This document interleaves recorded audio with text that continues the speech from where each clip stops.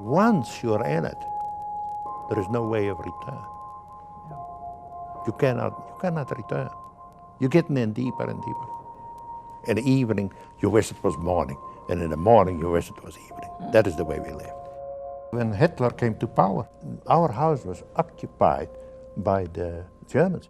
And I had a little farm, but my main business was a cattle dealer. There were a lot of Jews in the cattle business. That is how the whole thing started.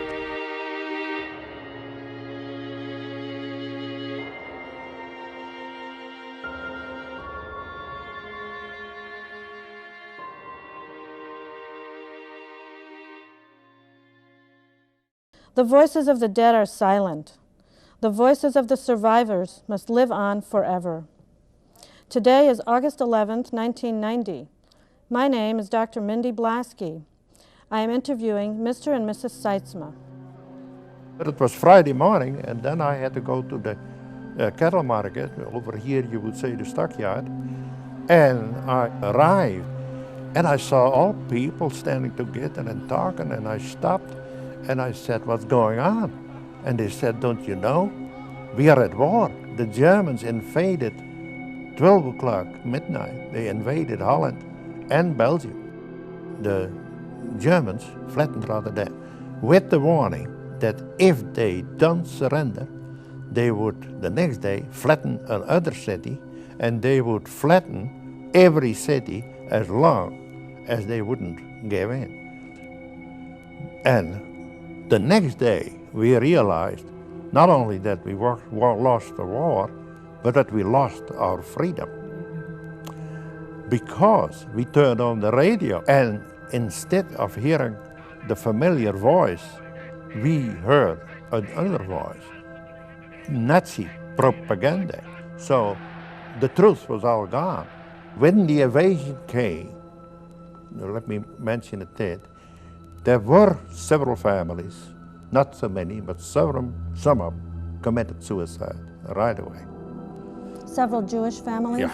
Yeah, the whole families. I know several Jewish families. I knew for years they committed suicide. And how did this affect you, seeing this? Terrible. And it increased my ambition to work in the underground. What about the situation did you find terrible? One day, a man knocked at the door, and I know him. I knew him because I knew him before the war. And he wanted to, if possible, he wanted to go in hiding. They had two boys. Well, I said, we talk it over. The boys' mother did not have a good reputation. She was, let's say, a nasty, critical character. Well, so what happened with her? So that's why nobody wanted to take him. And we had 3 little children, and we decided not to do it. It's too dangerous. But with 2 days, he was back again, and I saw the fear in his face. He pleaded with me. Well, then I said, did you talk it over with Dr. Kjellman? He said, yes. He doesn't want to take the 4 of us. Now, Dr. Kjellman said to me, too, I don't take all 4 of them. I will take 2. Well, I said, all right, then we take the other 2. No, he said, what do you take? And I said, no, we take the children. I didn't know what I was saying. We take the children. No, no I said, Mrs. Sytsma, how did you feel about this? Well, we felt we have to. I mean, it was so dangerous for them. And that's why we said, we take the boys. Why did you feel you have to do it? Well, you feel it in your heart. So then what happened? Well, that is what happened. I found in a hurry a place for the boys in the way of the country by a little farm. And they were a customer of mine.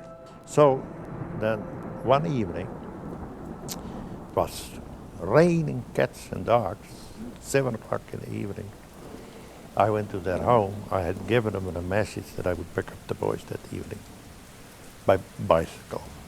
That's one of the most difficult times in my life, what I remember, to take away 2 boys from their parents. They would not know if they ever would see each other again. I never forget that. And they were there for approximately 8 months. And then he came to me on the cattle market on Tuesday. He said, boy, we're in trouble. I said, what? He said, the boy's sick? No, he said, but they have been recognized because they had to play, the boys played outside. Cute boys, but they were the typical Jewish type. How could you see they were Jewish now? The faces. Yeah, and their faces. And that's how they knew they were Jewish. Yeah. We were, in fact, more afraid of the Dutch Nazis than the Germans, because you never knew to whom you were talking. And that's how a lot of people got caught. I had to get them in a hurry, and I didn't have a place for them, and I couldn't have them at home. We had too many Germans in the house all the time, and we had people in hiding. So what happened? So there was only one couple who were honest, and they said, we love to take him, but we're too scared. And if you're scared, never go in the underground business, because you have no life. You got to have guts, and you have to have iron nerves, because your life is in danger 24 hours a day.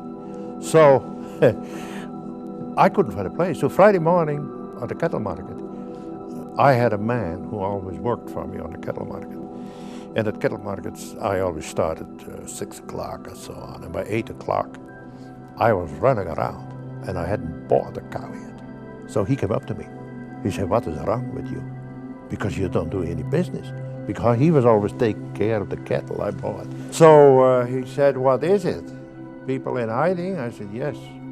Well, he said, I got to do some fast thinking because I like to help you. But that was a rough character. Never expected it from him to help us. And he said, I get in touch with my wife.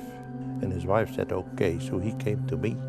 He said, there is a place for the boys, we take them. That was about 100 miles, I would say. And he said, my good man, how am I going to do that? Because there was only one way, by train. I took him all the way to Friesland in broad daylight in a train, and that was the worst trip I had with him, because that train was loaded with German soldiers. Those trains, they have, you have all compartments, and then you have an aisle, you have that. And the train was loaded. We didn't have a place to sit down. It was all Germans. And Grüne, too. What you call the Grüne Polizei. That was the most feared part of the German occupation. In English, green police. But they had green uniforms, and they had a skull in the front of the helmet. And after some time, those Grüne, those soldiers, they got a kick out of those boys. Who got a kick out of them? Those soldiers, those Germans. And they started talking to him. And they invited them in, and they were sitting on their knee. And I was sweating it out, I tell you. And those boys played it smart, very smart. Oh, they made fun. And, you know, nobody would have thought that they were Jews. But I tell you, if you ever pray, I prayed. and I know that God answered the prayer. I tell you. Because we arrived there and nothing happened. I had the boys, I turned them over to the man. Within 2 weeks, the whole village knew it were Jewish boys. And they protected them, all 200 of them. If there was something going on, where are the boys? Yeah. And they had no trouble, they played outside. Did they survive the war? Oh yeah. See, the bombing of Germany started really in 1943. And we were right in the flight pattern from England. And then the interceptors came from Germany. And they started fighting the bombers. And now and then one got shot down. We never saw in our life so many burning planes come down. And there was always the scare, where do they come down? They can come down on our house too. That happened to some people. When the flyers were able to bail out, pilots to bail out, then it was a rat race with the Germans to get them. Because if the Germans got them, either way they killed them. But if we got them, Now, I personally was not involved in the picking up, but in hiding them. Where did you hide them? It was a houseboat. There was a living room, a dining room, a kitchen. There's a flat floor, but there was a room between for people. And it was made a big hole in there. You could crawl through that. And then put a lid on it, put a rug over it, and put an easy chair on top of it. Why did you hide there? Oftentimes, they were after me. Sometimes there was a price on my head. And why were the Germans looking for you? Because I did everything what was against the law. Hiding Jews, hiding other people, furnishing people with food.